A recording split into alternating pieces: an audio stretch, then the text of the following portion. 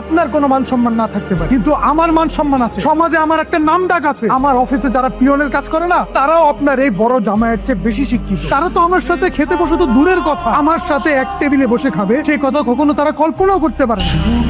তোমাকে না আমি বলছি, তোমার এই আপা আর এই দুলাভাই যখন এই বাড়িতে থাকবে, তখন আমাকে এই বাড়িতে আনবে না। এই বাড়িতে আমাকে কেন এনেছো ভালো কথা, তুমি থাকো, আমি চলে যাচ্ছি। তুমি যাবা কেন? যেতে হলে এই চাষা একটি সপ্তাহ যাবে। সকাল থেকে আমি নিজে হাতে বাজার করে তোমার জন্য খেতে খুঁটে আমি রান্না করছি, তোমাকে আমি খাওয়াবো বলে। তুমি কত বড় অফিসার, আরে তোমাকে আপ্যায়ন করো তো ভাগ্যের ব্যাপার।